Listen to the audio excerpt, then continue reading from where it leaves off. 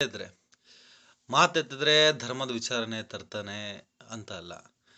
ಈ ದೇಶದ ಅತ್ಯಂತ ದೊಡ್ಡದಾದ ಮೂಲಭೂತವಾದ ಸಮಸ್ಯೆ, ಕಾಲ ಕಾಲಕ್ಕೆ ವ್ಯಾಪಕವಾಗಿ ಬೆಳೀತಾ ಇರೋ ಸಮಸ್ಯೆ ಅದು ಧರ್ಮ. ಅದಕ್ಕೋಸ್ಕರ ಧರ್ಮನ ಇಟ್ಕೊಂಡೇ ನಾನು ಬರೋದು.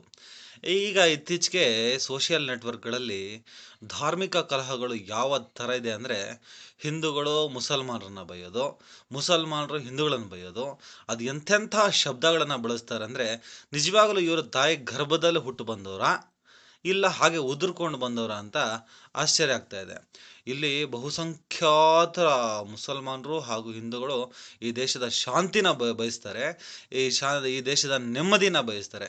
ಕೆಲವು ಕಿಡಿಗೇಡಿಗಳು ಅದು ಎಲ್ಲಿಂದ ಹುಡ್ಕೊಂಡ್ಬಿಟ್ರಂತ ಗೊತ್ತಿಲ್ಲ. ಸೋಷಿಯಲ್ ನೆಟ್ವರ್ಕಲ್ಲಿ ನಾವು ಬರ್ದಿದ್ರೆ, ನಾವು ಹಿಂಗೆ ಏನಾದ್ರು ಕೆಟ್ಟದಾಗೆಲ್ಲ ಮಾತಾಡಿಬಿಟ್ರೆ, ಕಮೆಂಟ್ಗಳನ್ನು ಹಾಕ್ಬಿಟ್ರೆ ಸಿಕ್ಕಾಬಿಟ್ಟೆ ಪ್ರೋತ್ಸಾಹ ಸಿಗುತ್ತೆ ಅಂತ ಅನ್ಕೊಂಡ್ಬಿಟ್ಟಿದ್ದಾರೆ.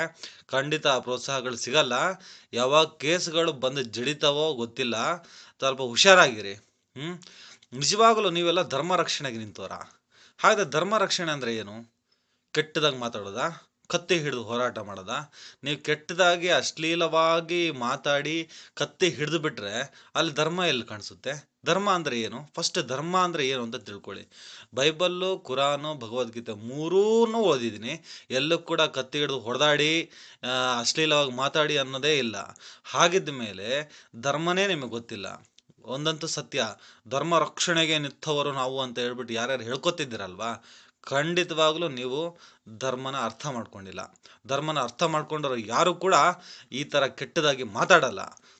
ಮೊದಲು ನಿಮ್ಮ ಅಸಭ್ಯವಾದ ಶಬ್ದಗಳು, ನಿಮ್ಮ ಅಜ್ಞಾನನ ಬದಿಗಿಟ್ಟು ಜ್ಞಾನದಿಂದ ವಿವೇಚನೆಯಿಂದ ಯೋಚನೆ ಮಾಡೋದನ್ನು ಕಲೀರಿ. ಇಲ್ದಿದ್ರೆ ಅಪಾಯ ತಪ್ಪಿದ್ದಲ್ಲ. ಅದನ್ನು ನೀವು ಅರ್ಥ ಮಾಡ್ಕೊಳ್ಳಿ. ದೇಶದ ನೆಮ್ಮದಿ ಶಾಂತಿಗೋಸ್ಕರ ಧರ್ಮನ ಸುಮ್ಮನೆ ತರಬೇಡಿ. ಧರ್ಮ ತುಂಬ ದೊಡ್ಡದು, ಧರ್ಮಗಳು ತುಂಬ ದೊಡ್ಡದು. ಎಲ್ಲ ಧರ್ಮಗಳು ಶಾಂತಿನ ಹೇಳಿದೆ, ಒಗ್ಗಟ್ಟಿನ ಹೇಳಿದೆ, ನೆಮ್ಮದಿನ ಹೇಳಿದೆ, ಎಲ್ಲರನ್ನು ಪ್ರೀತಿಸಿ ಅಂತ ಹೇಳಿದೆ. ಅದನ್ನು ಅರ್ಥ ಮಾಡ್ಕೊಳ್ಳಿ. ಧರ್ಮ ಧರ್ಮ ಧರ್ಮ ಅಂತ ಹೇಳಿಬಿಟ್ಟು ನೀವು ಧರ್ಮ ರಕ್ಷಣೆಗೆ ನಿಂತಿರೋದು ಅದು ಖಂಡಿತವಾದ ಧರ್ಮದ ಕೆಲಸ ಅಲ್ಲ. ಧರ್ಮನ ಮೀರಿ ಹೋಗ್ತಾ ಇದ್ದೀರಾ. ನಾಲ್ಗೆ ಕಡಿವಾಣ ಹಾಕೊಳ್ಳಿ. ಮೊದಲು ಹೇಳ್ದಂಗೆ ತಾಯಿ ಗರ್ಭದಲ್ಲಿ ಹುಟ್ಟಿದ ಮಕ್ಕಳ ಥರ ಆಡಿ, ಉದುರ್ಕೊಂಡು ಬಂದವರ ಥರ ಆಡಬೇಡಿ. ನಮಸ್ಕಾರ.